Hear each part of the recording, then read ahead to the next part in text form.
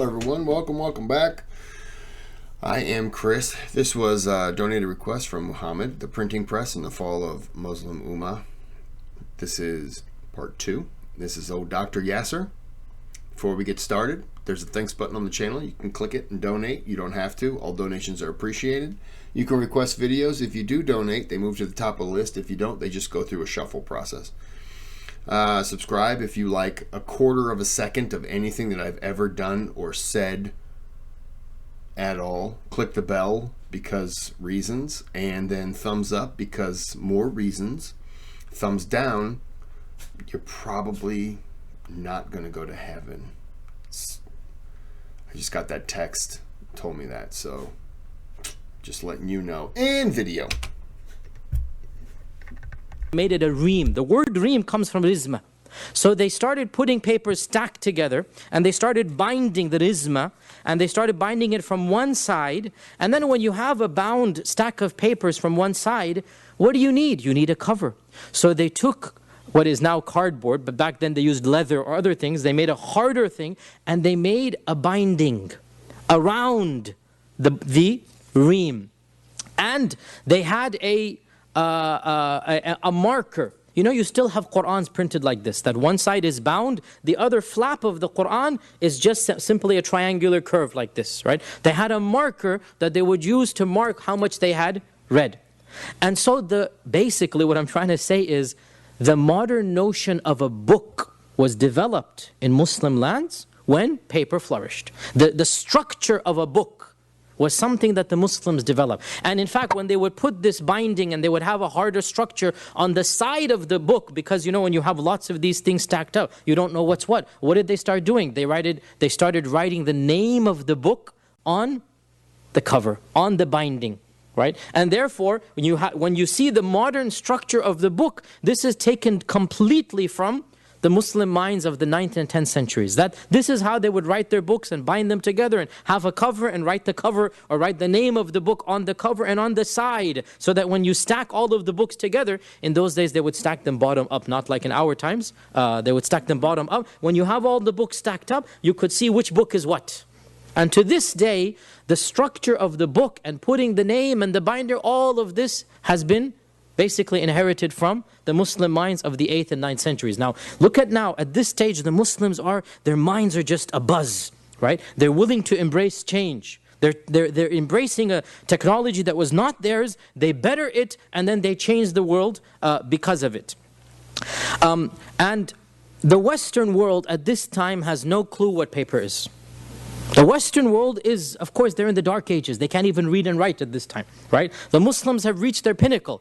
As a side point, this is when, of course, the whole scientific inquiry begins in Islamic lands, when Greek works are translated, when achievements in chemistry and physics and in biology and medicine, all of this is occurring simultaneously. And as I said, the medium of paper had a lot to do with that, because without paper, you're not going to have these books that are spreading to all of these Muslim lands.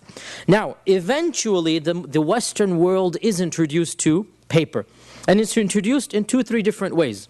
One of the first introductions comes during the Crusades. In 1096, there are 9 crusades. The first one of them is when they conquered Jerusalem. And this is one of the first interactions between Europe and the Muslim lands. You have to realize this is before globalization.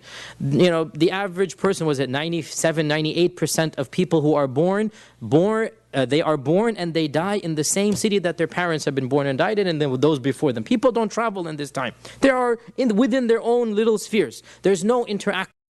Even today, in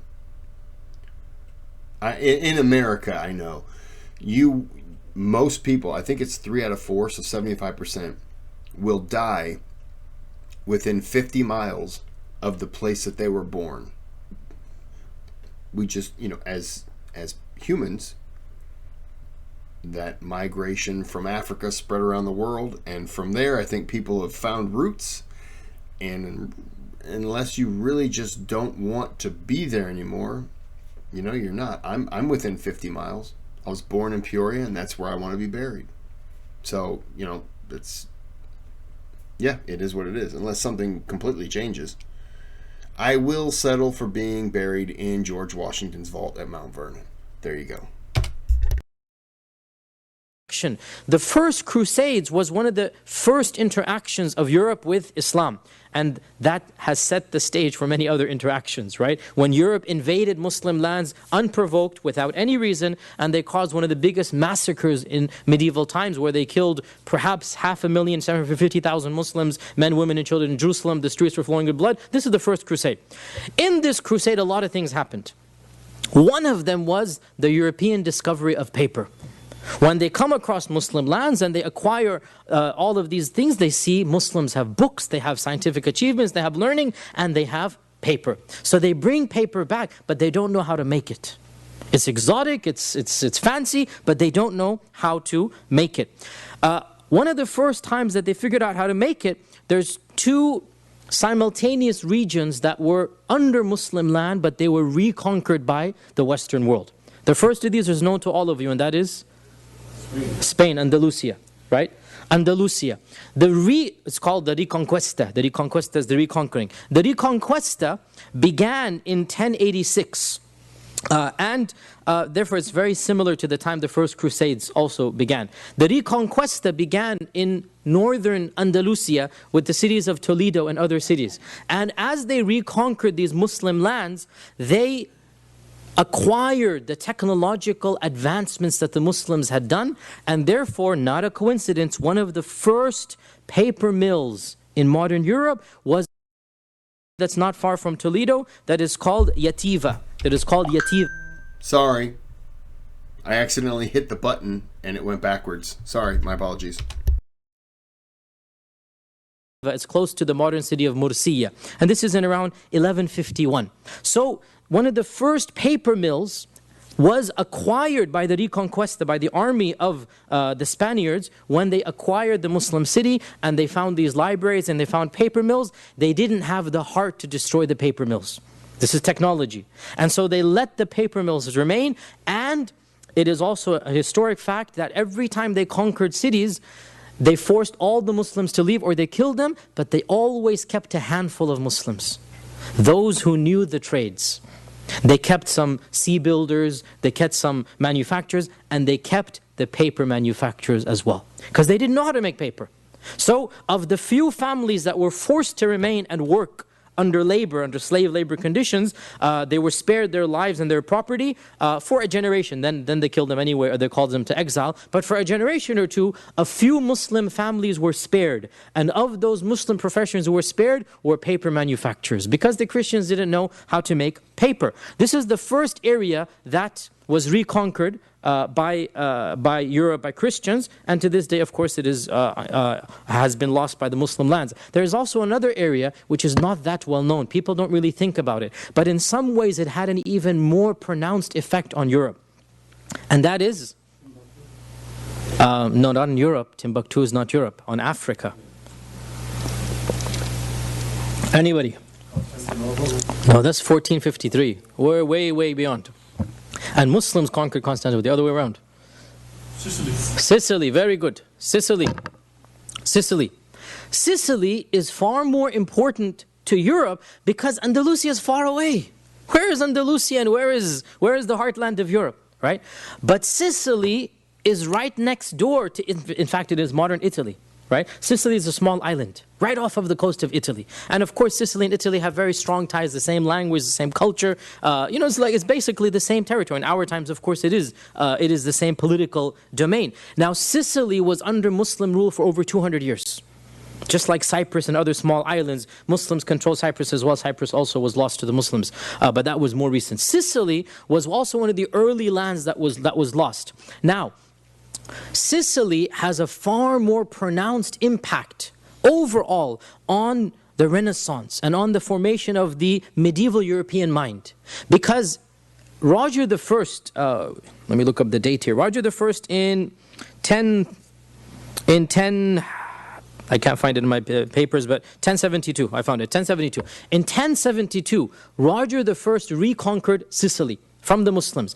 But Roger the First was far more sympathetic than his Spanish counterparts. In fact, he spoke Arabic, he kept many of the ministers, and Roger the First introduced many changes that have a direct impact on the Renaissance, on the formation of the medieval European mind, and of them was also the introduction of paper. And so paper was introduced from two places. Well, three. The first was the Crusades, but not the manufacture of paper. The two places where they figured out how to make paper from the Muslims was number one, Andalusia, and number two, Sicily.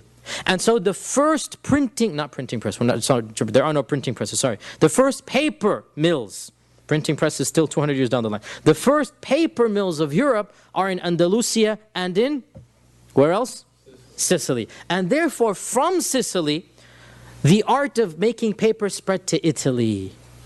And Italy took this technology from the Muslims and, like every smart civilization and intellectual culture, they adopted and they tinkered with it and they made it better and better and better. And in Italy, they introduced a type of manufacturing procedure that was unknown to Muslims, primarily because they took advantage of the many rivers and the many water tributaries that they had to introduce water mills. You know those things you see in Denmark and Holland, like basically the power of water running.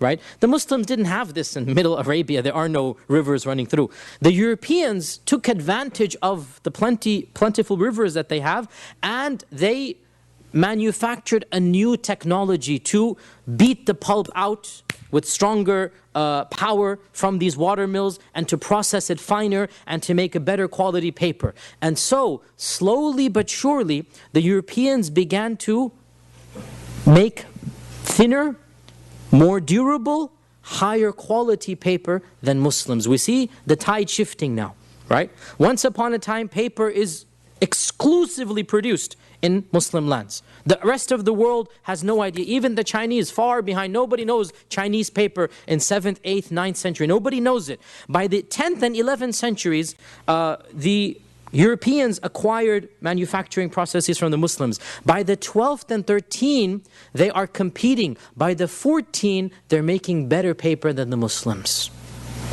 And by the beginning...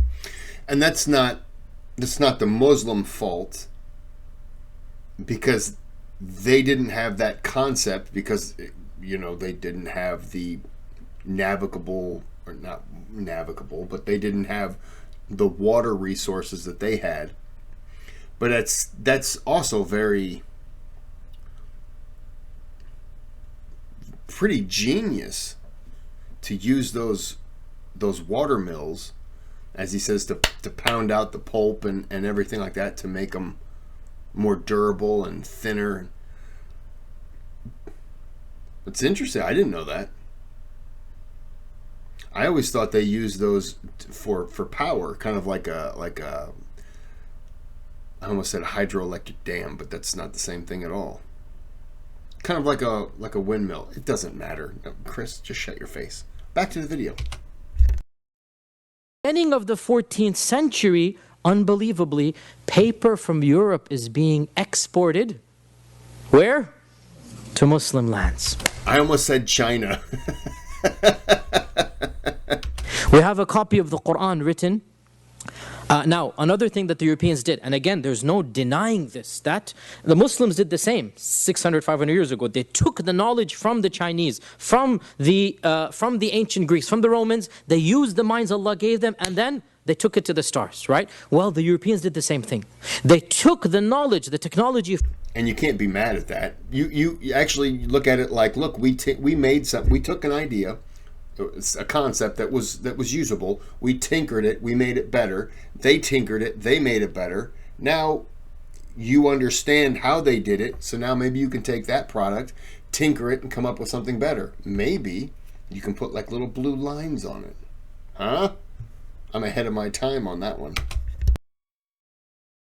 From the Muslims, they used the minds Allah gave them, and once again they upped the ante. They made technology far better than it was. One of the things the Europeans did was to put a watermark on paper, that every manufacturing mill, and to this day, any fancy paper that you buy, not the ones here you get this paper, no, any fancy paper that you buy, you look at into the light, what do you see?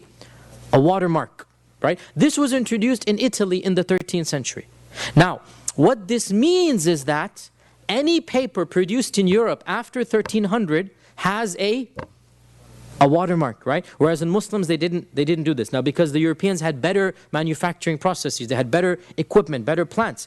And therefore, we can track where paper originates from anywhere in Europe, what year, what batch, what what manufacturing plant has produced the paper. By 1400, we find that more and more Islamic books are being written on European paper. And I have seen myself at Yale, Yale has a lot of Islamic manuscripts, and we had a class on manuscripts at Yale, and my professor showed me, like, the first thing you do is you take a manuscript and you took it up in the light and you see the date and the place where the paper was made. Because by 1700, all top quality paper is coming from Europe. And the Muslim paper manufacturing mills have almost collapsed. And this is an indication of what's about to happen now, right? This is an indication of what's about to happen. I said there's a beautiful copy of the Quran written in around 1340 or so, and we still have it in our times. It's in the Nasr Khalidi collection, very famous collection, an entire beautiful calligraphy. And the whole Quran is written on Italian paper, 1340. They wanted to make a very good copy of the Quran, and they want the best paper. What paper do they buy? Italian paper. Because their own Muslim paper plants are not as good. And really the sad, disheartening thing is that the Italians, of course, are hardcore Catholics and Christians, so their watermark, their printing always has a cross in every single stamp. So the Quran is being written, right, on paper that has watermarks full of crosses. But this is the reality of the times. And this is again a sign of what's about to happen. By the 15th century, almost all manuscripts that we have in Muslim lands are written on Italian paper or on European paper. And by the 16th century, the art of paper manufacturing almost disappears from Muslim lands. There's just no point, because you have better quality and cheaper paper coming from Europe. So what's going to happen to Muslim paper manufacturing plants? Completely sizzle out and die. And so by 1600 onwards, there is no paper being produced in Muslim lands except as a hobby, except as here and there. But in terms of mass production, all the paper is coming out of Europe, being exported. So Europe has taken over the paper manufacturing industry. Now, with all this paper coming, and when you have a commodity for cheap, what happens? You need to figure out how to utilize it, what to do with it. With all this paper coming, European thinkers are now beginning to think, what can we do with all this paper? And it is not a coincidence that with the proliferation of paper, Johannes Gutenberg comes along, right? Along with his business partner, Andreas. Gutenberg, isn't he a painter? I don't know much about painters, but Gutenberg sounds like a painter.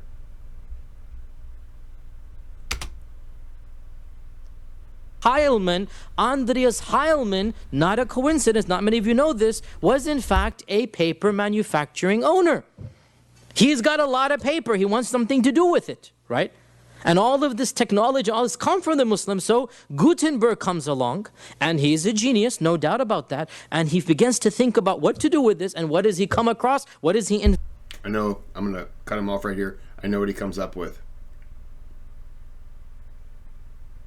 Space flights.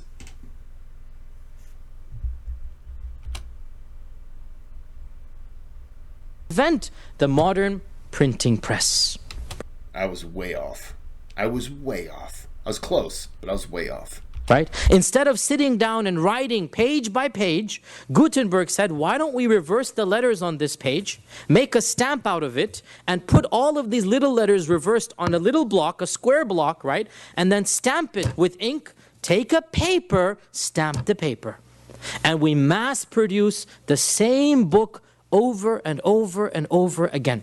There is no question that the printing press is one of the most important discoveries of mankind, ranking along with the discovery of the wheel and maybe like sliced cheese or something like that, you know?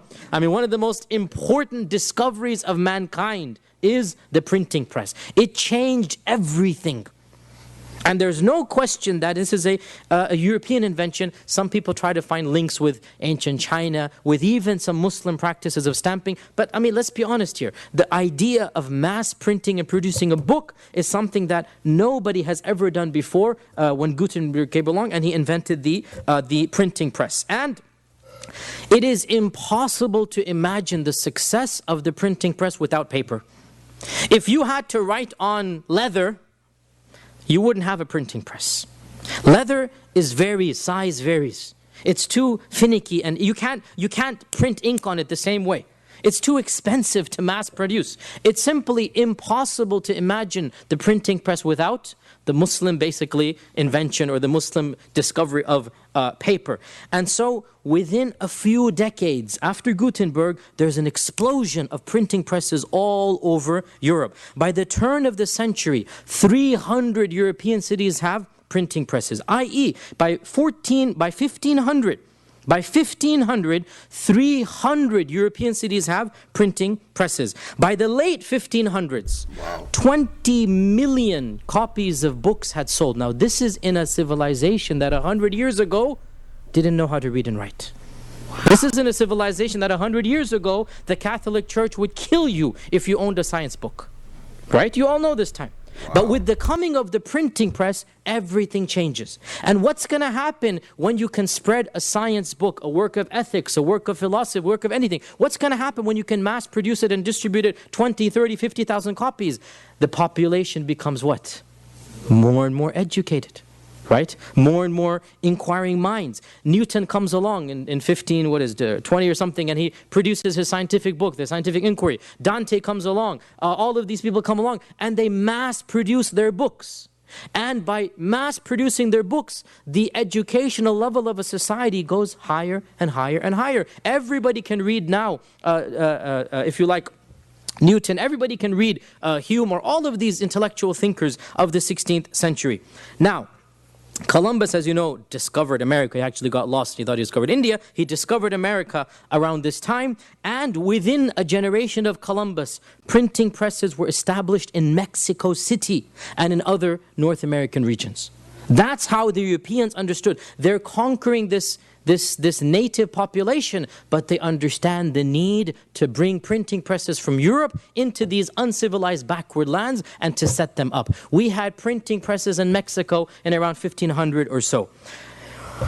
What's happening in the... Seriously? Wow. Okay. Muslim world. Here is where the decline has already begun. Now the closing of the minds happens. What's happening in the Muslim world? Well, remember the printing press was discovered or invented in 1436. It's already in Mexico. It's already all over European lands. Within 20 years, the Muslims began hearing about this new invention. And they see copies of these books that just appear magically and miraculously. Once upon a time, what did they do with new inventions? They embraced it, they adopted it, and they made it better. But we now find the tide is changing. We now find the Muslim psyche, the Muslim mindset is undergoing its own revolution. There's also a part that I'm gonna guess. They took a form of paper, changed it, made it better, mass-produced it. And there's something about that where you feel like they stole your idea and they have changed it, made it better. The same thing that the Muslims did, they now look at them and think, well, they stole our idea. And so there could be some form of resentment from that, where now it's coming back to them. The books that they also created, they're coming back and they're seeing, oh, these books might be lighter and smaller, and the ink, the printing press aspect of it, and everything about it now is a better product. And that's, you got to understand, is just the gradual advancement of technology. You know, you have to have a bicycle to ride.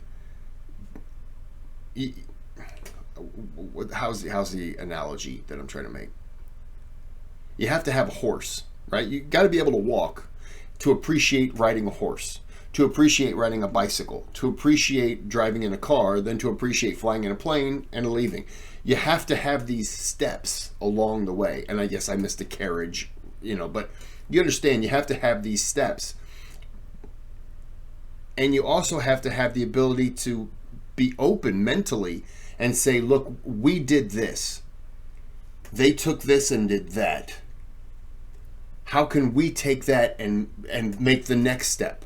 How can we advance what they did? They took ours, and yes, there would be resentment. They took our idea and they made it better. Props to them. But a lot of times you say, they took our idea and they made it better, and then you resent it.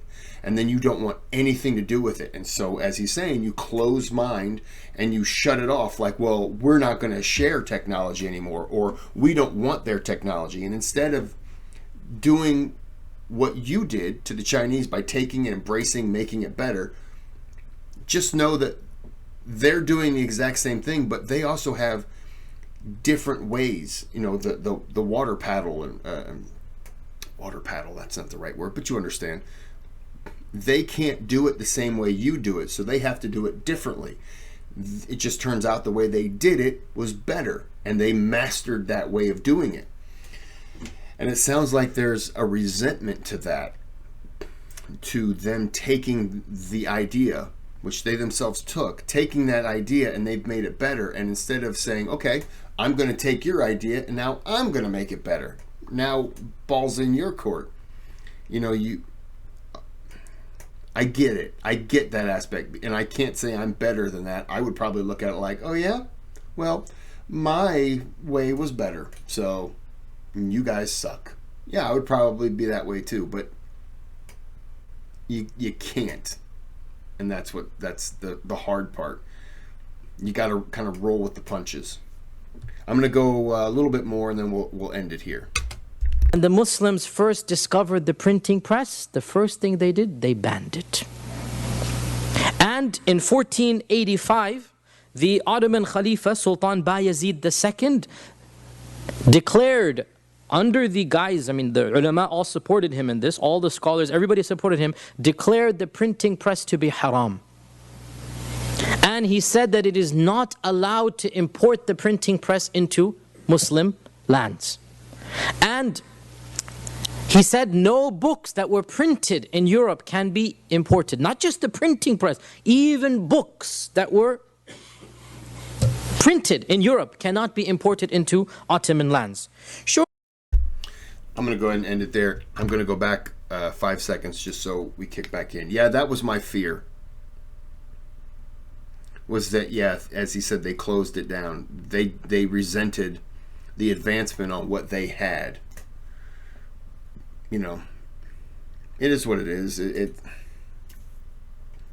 You gotta, look, they embraced it when they took an idea and they made it better. They embraced that. And the Chinese probably weren't happy because their idea, their concept was stolen. I can understand that, but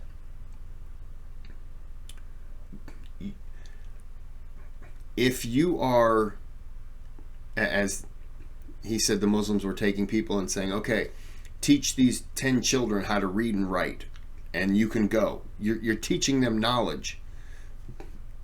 You should look at that and say, okay, look, we gained so much knowledge, we spread it willingly. These people gained knowledge from it, and they took it a step further. Well, what can we learn from them? But it doesn't sound like that's what they did. And I can see both sides of it, because there would be a part of me that would resent that, because now it's no longer your concept. It's been changed, and now it's a different concept. And there might be resentment to that change, even though there shouldn't be. You inherited, you took something and you changed it and made it viable for you. I can see both aspects, but there's a part of me that would probably resent that change. But you can't. You shouldn't. Embrace it. Because you could end up learning more in the long run. You don't need to hear my drivel. That's where I stand on that. But I totally understand it. I get the resentment. Well, I'm going to end this here. This is part 2. We will be back for part 3 tomorrow. This will be a 4-parter. So, until part 3, have a good day, have a good night.